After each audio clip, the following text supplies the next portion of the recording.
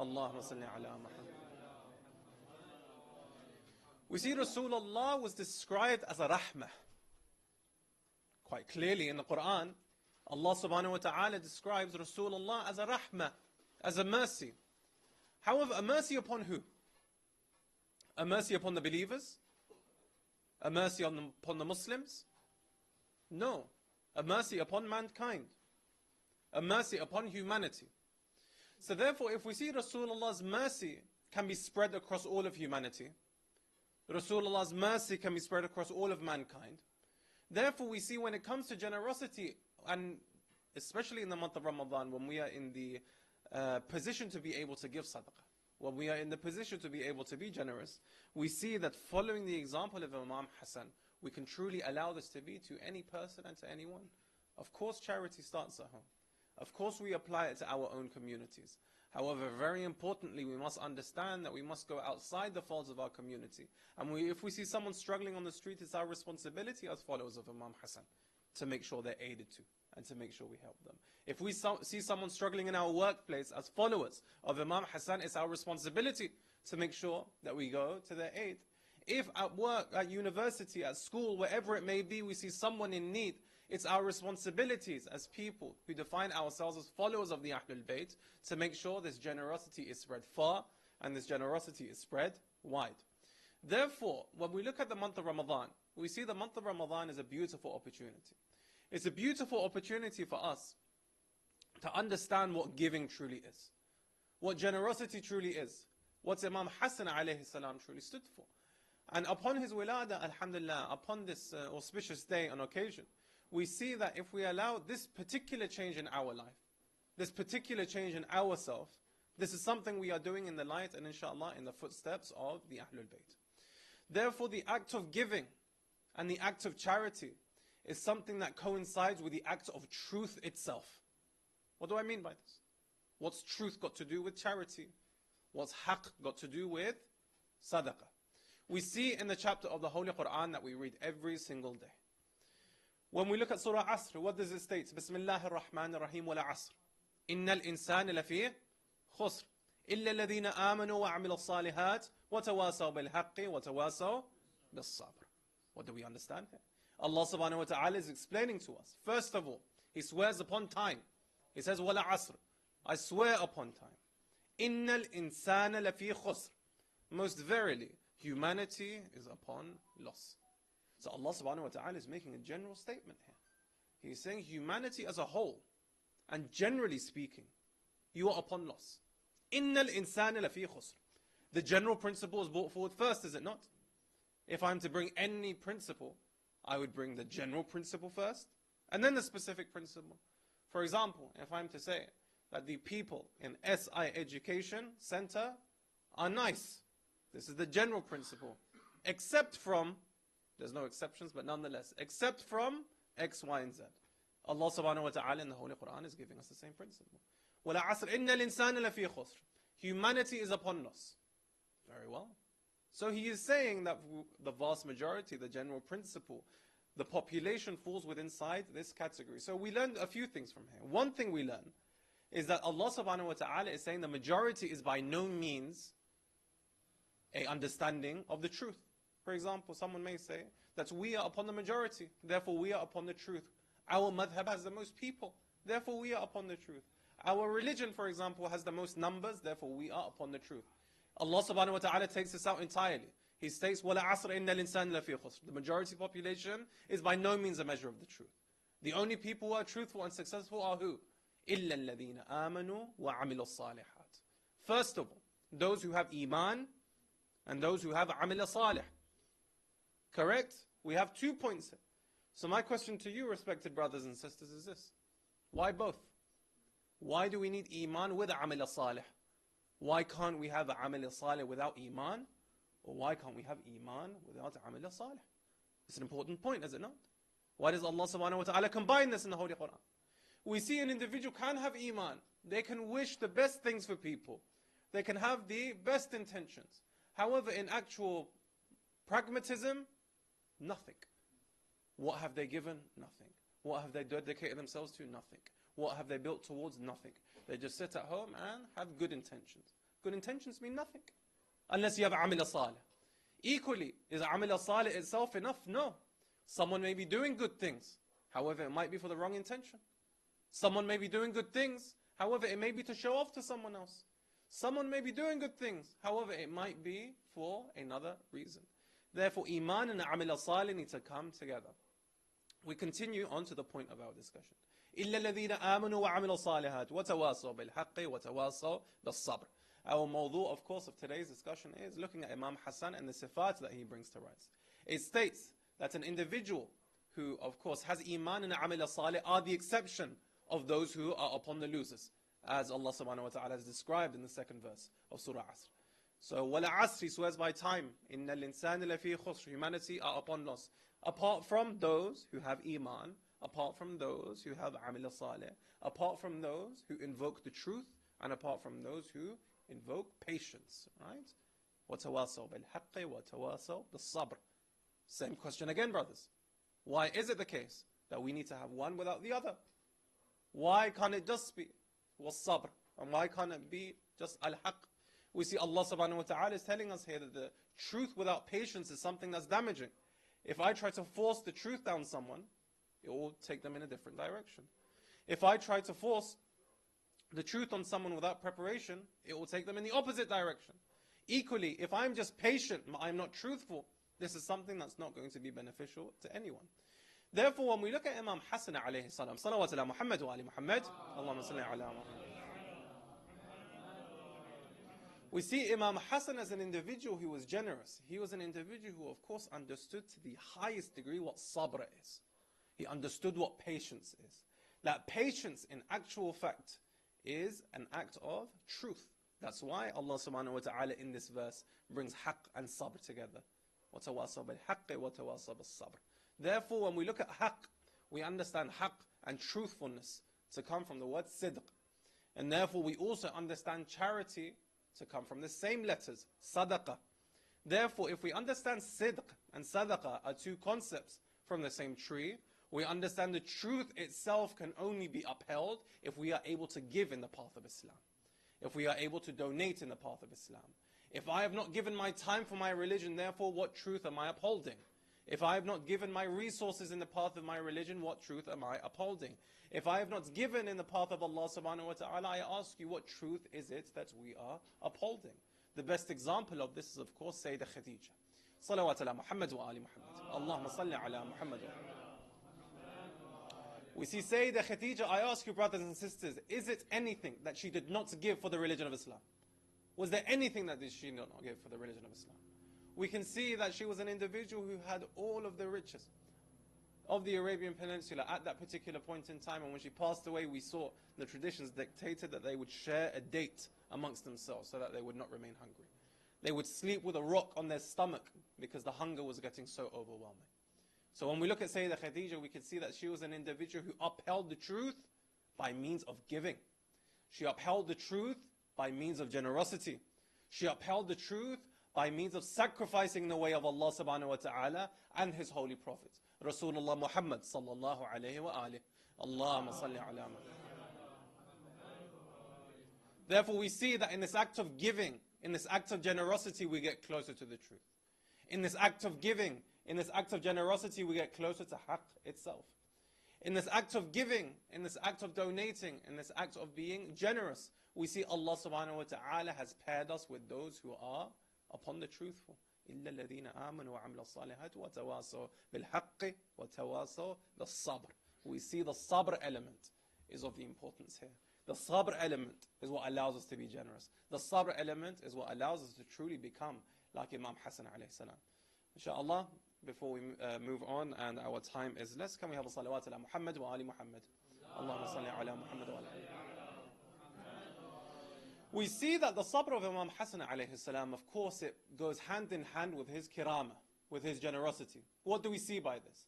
The famous treaty that he signed with Muawiyah at that time. We see that people and individuals at this time, unfortunately, they have this incorrect understanding of who Imam Hassan alayhi salam is. They would have an understanding, for example, that he is a passive individual because he did not go to war. They would have an understanding that he was, for example, someone who did not want to be confrontational. he was hiding, a'udhu billah, instead of actually confronting the enemy of that time. However, this needs to be debased, and this needs to be debunked for a few important reasons. That I am making the claim very clearly now, upon, of course, discussion with my teachers in Hausa. They stated that if Imam Hassan was alive at the time of Imam Hussein, he would have done exactly the same thing that Imam Hussein did. If Imam Hussein was alive at the time that Imam Hassan was, he would have done exactly the same thing that Imam Hassan did. We see that it wasn't due to a difference in temperament that these individuals chose a different option. We see both of them, of course, were directly appointed by Allah subhanahu wa ta'ala. Therefore, the best course of action was the one that they took forward. The best course of action at the time of Imam Hassan, quite clearly, was signing that treaty. However, when we look at the signing of that treaty, we see there were conditions. And if those conditions are not fulfilled, then the treaty doesn't hold. Of course, the conditions were, you cannot appoint your son after you. The son was appointed. The conditions were, the needs of the ummah need to be looked after. They weren't looked after. Therefore, the treaty itself that everyone discusses is something that does not even take hold. If I write a contract right now for you, brothers, and I say that there are these conditions in this contract, if you do not uphold those conditions, there is no contract. So therefore, when we look at this treaty that was signed, we see that it was not upheld because the conditions themselves were not fulfilled. Imam Hassan, of course, he had the hikmah. He understood that if I go out in direct confrontation now, I am going to shatter the ummah. If I go out in direct confrontation now, I do not have enough people to preserve the true message of the Ahlul Bayt, the true message of Tawheed. When people look at Imam Hussein and say, oh, he only had 72, this may have been more than all of the other Ma'sumin combined. 72 was a huge number of companions and followers. When we look at how many Imam Ali had, he said, shave your heads and come the next day, and let's see how many of you truly want me to seize the successorship. A handful of them came. When we look at 72, this is a large number. Therefore, Imam Hassan was under no illusion that his army as Khalifa was fragmented.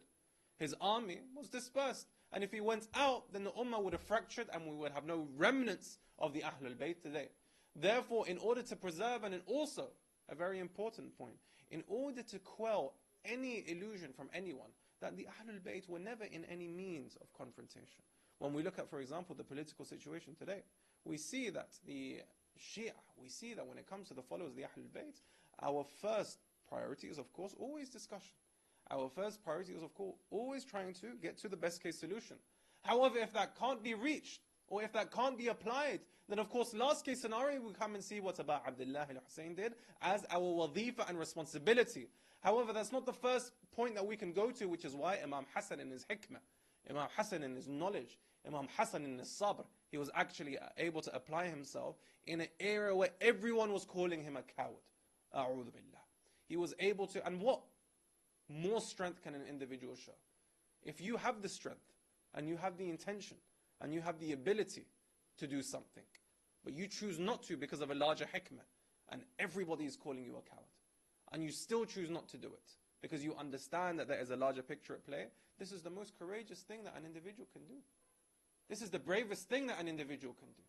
Therefore, when we look at the sabr of Imam Hassan alayhi salam, we see that this sabr was something where he not just made the right decision, but he was also able to stay in it. He not just made the right decision, he was also able to maintain his consistency in it. Therefore, when we look at ourselves, respected brothers and sisters, and we try to learn from the example of Imam Hassan alayhi salam, we see that Imam Hassan has taught us sabr. And that means that it's not only important for us to make the right decisions, but we need to stick by them, as difficult as they are. Because alhamdulillah, we see most of the time we are in the position to choose the right thing. However, sometimes after some time we say, this is becoming difficult now, I must leave it. This is becoming against me now, I must leave it. This is against my best interest now, I must leave it. You need to understand if it's against your best interest or the best interest of Allah subhanahu wa ta'ala. And if we understand that this is something that we are doing to dedicate ourselves towards the message of the truth, only then do we continue in that same vein. Salawat ala Muhammad wa ali Muhammad.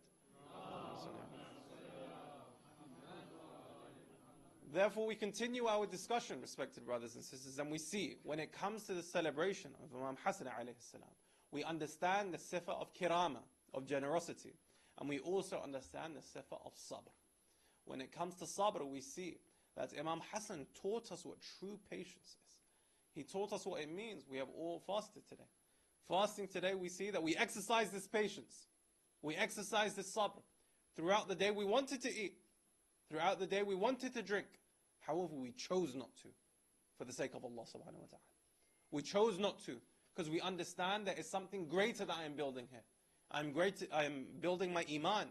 I am building my taqwa. And as a result of myself building my iman and taqwa, I can sacrifice these short-term desires, which may be food and it may be water. And we understand, of course, the whole philosophy of fasting, which is exactly this. It's not about staying away from food or water. It's about Allah subhanahu wa ta'ala teaching us the concept of restraint. How important is the concept of restraint in every element of our life? Allah subhanahu wa ta'ala is saying, now you desire to eat. Now you desire to drink. However, you must now restrain yourself from eating or drinking. And the same way you restrain yourself from eating and drinking is the same way you can restrain your mind from impure thoughts. Is the same way you can restrain your mind from negative emotion. The exact same philosophy applies. It's not, you can't just boil it down to eating or drinking. No. This is simply the zahir. This is simply the surface value. However, the true meaning of what fasting is actually entailing is to increase us in our taqwa, is to increase us in our iman. And the way it does this, Allah subhanahu wa ta'ala is saying the same muscle you use to restrain yourself from eating or drinking during the day is the same muscle you need to use to restrain your mind from thinking thoughts that are not for Allah subhanahu wa ta'ala, from thinking thoughts that are not full of iman, from thinking thoughts that are not of the followers of Imam Hasan alayhi salam. Therefore, we see when Allah subhanahu wa ta'ala in the Holy Quran, He brings up the concept of sabr. He brings up the concept of patience in quite a few arrays. We see Allah subhanahu wa ta'ala is referred to in the Holy Quran as loving the sabirin. In Allah yuhibbu sabirin. We see Allah subhanahu wa ta'ala mentions that He is an individual who loves those who have patience. There are very few categories in the Holy Quran where Allah subhanahu wa ta'ala describes Himself as saying He loves this group. He has hubb for this group. Hubb is something that's earned. Right? Hubb is something that we must get. You can see that, of course, there's a rahmah that's for all people. However, hubb and love is something that develops and gets higher. So therefore, when we look at Allah subhanahu wa ta'ala and He says that He has hubb for this particular group, He has hubb for the sabirin.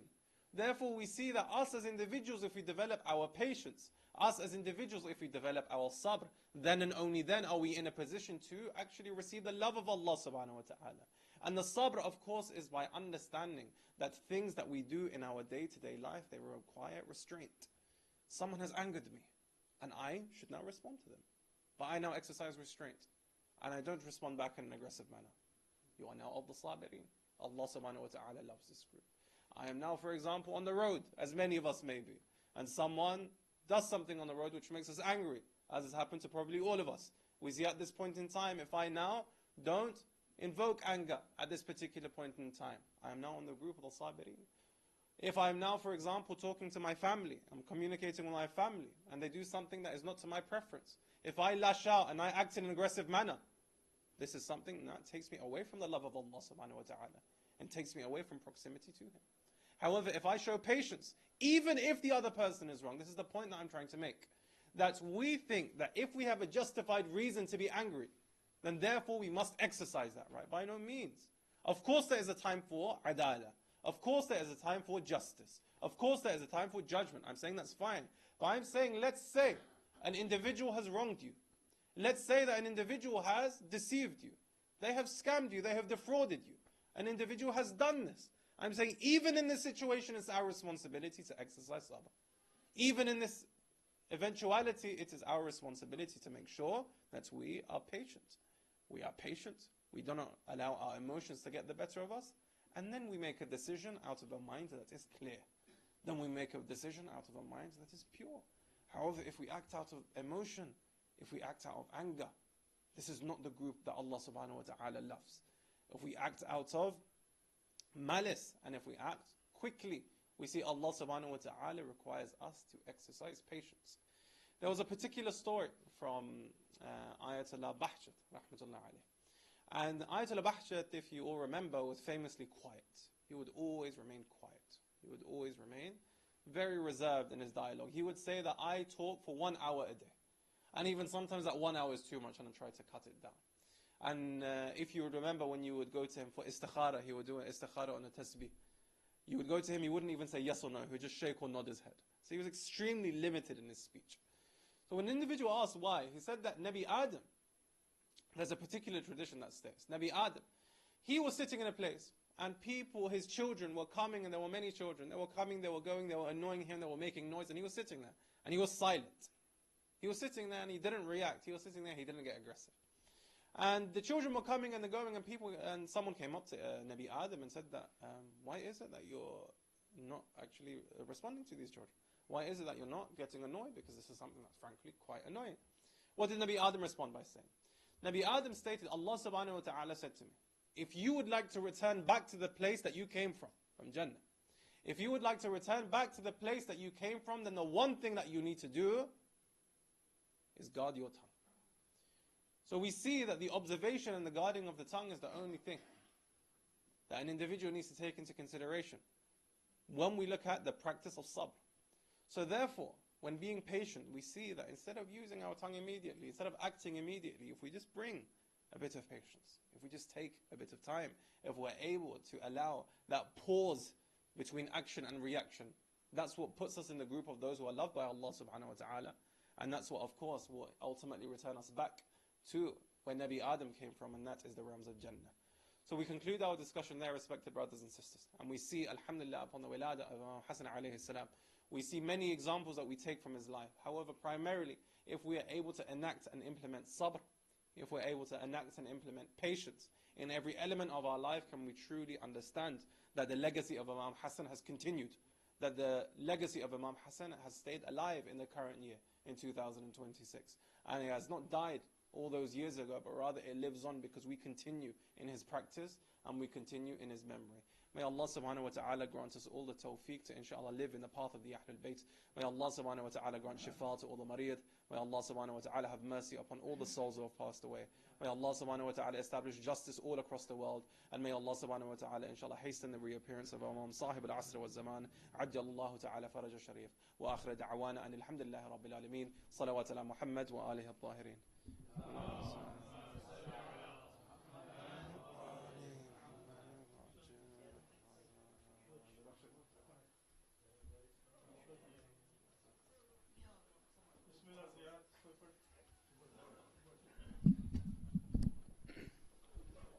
السلام عليك يا أبا عبد الله. السلام عليك يا ابن